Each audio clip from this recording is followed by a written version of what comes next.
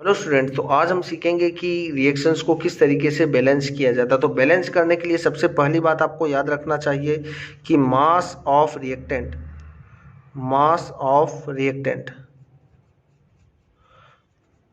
Is equal to the mass of product. मतलब mass of reactant और मास of product क्या होना चाहिए, ऑलवेज इक्वल होना चाहिए। ये हमें ध्यान रखना है। इसीलिए हम रिएक्शंस को बैलेंस करेंगे। मतलब रिएक्शंस को बैलेंस इसलिए कर रहे हैं हम कि रिएक्शन के जो रिएक्टेंट का मास है वो प्रोडक्ट के मास के क्या है, इक्वल है।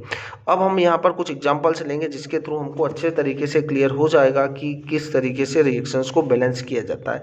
तो मैं यहाँ पर सबसे पहला जो ले रहा हूँ एग्जाम्पल, वो है हमारे पास आयरन रिएक्ट विथ किसके साथ कर रहा है, वाटर के साथ। तो हमारे पास बन रहा है क्या, Fe3O4 प्लस H2। ठीक है, इस रिएक्शन को हमें बैलेंस करना है। और बैलेंस करना है तो आपको यहाँ पर दिख रहा है आयरन कितना है, 1 है। आयरन इस साइड 3 दिख रहा है, तो आप यहाँ पर कितना नंबर लगा देंगे, 3, जिससे हमारा आयरन बैलेंस हो चुका है। ऑक्सीजन इस साइड 4 दिख रहा है आपको प्रोडक्ट साइड, और इधर 1 दिख रहा है, तो आप यहाँ पर क्या लगा देंगे, 4।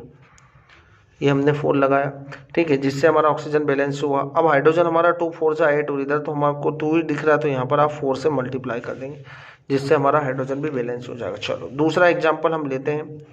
दूसरा एग्जाम्पल है हमारे पास 2PbNO3 का होल ट्वाइस। ठीक है, ये थोड़ा सा कॉम्प्लेक्स रिएक्शन है, इसको ध्यान से देखिएगा, आपको सब समझ में आएगा।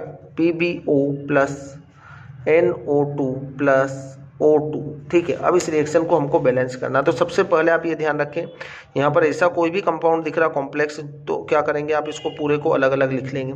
यहाँ पर लेड हमारे पास Pb है ना, Pb तो ऑलरेडी दिख रहा है आपको 2 ही है, बट ये जो ब्रैकेट में लिखा देखो, नाइट्रोजन 2 से यहाँ भी मल्टीप्लाई और यहाँ पर भी मल्टीप्लाई, तो 2 2 जा कितना हो गया, 4 हुआ, तो N हमारे पास कितना है, 4 है। ऑक्सीजन 3 2 जा 6 2 जा 12, तो ऑक्सीजन हमारे पास है 12। इस तरीके से लिख लीजिए। अब आप रिएक्शन को बैलेंस करिए।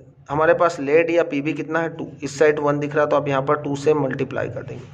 ठीक है, तो हमारे पास Pb 2 हो चुका है, इस साइड भी 2 है। नाइट्रोजन हमारे पास कितना है, 4, इस साइड नाइट्रोजन कितना है हमारे पास, 1, तो यहाँ पर आप क्या करेंगे, 4 करने के लिए यहाँ पर 4 से मल्टीप्लाई कर देंगे, तो नाइट्रोजन 4 हुआ। अब ऑक्सीजन कितना है, 12 है। ऑक्सीजन इधर 2 और 2 4 जा 8 और 2 10 और 2 12, तो ऑलरेडी बैलेंस हो चुकी है रिएक्शंस, देख सकते हैं आप, है ना। अब तीसरा एग्जांपल हम लेंगे यहाँ पर MnO2 प्लस HCl। क्या बना रहा है, MnCl2 plus H2O plus Cl2। तो ये हमारे पास एक रिएक्शन है। अब इस रिएक्शन को किस तरीके से बैलेंस हमें करना है, ठीक है। Mn दिख रहा है हमें 1, Mn इस साइड भी 1 ही दिख रहा है, तो Mn तो ऑलरेडी बैलेंस है। Cl हमको दिख रहा है इधर 1 और इधर 2 और 2 4, तो अब यहाँ क्या करेंगे, 4 से मल्टीप्लाई कर देंगे। तो क्लोरीन तो हमारे पास हो चुका है 4, है ना, क्लोरीन हमारे पास हो गया 4, और हाइड्रोजन हमारे पास कितना है, यहाँ पर हाइड्रोजन भी 4 है, और इस साइड हमारे पास 2 है, तो आप इसको 4 बनाने के लिए क्या कर देंगे, यहाँ पर 2 से मल्टीप्लाई कर देंगे। तो हमारे पास यहाँ पर रिएक्शन ऑलरेडी बैलेंस हो चुका है। देखिए Mn हमारे पास दिख रहा 1, Mn इस साइड भी 1 है, क्लोरीन इस साइड कितना है 2 और 2 4, और इस साइड क्लोरीन हमारे पास 4 है। हाइड्रोजन हमारे पास 2 2 जा 4, हाइड्रोजन हमारे पास 4 है, तो ये रिएक्शन हमारे पास बैलेंस हो चुकी है। फोर्थ नंबर हमारे पास क्या है, Na प्लस H2O। क्या बना रहा है यहाँ पर, Na प्लस H2O। अब इस रिएक्शन को बैलेंस करना हमें, यहाँ पर हमारे पास बन रहा है क्या, NaOH और प्लस H2।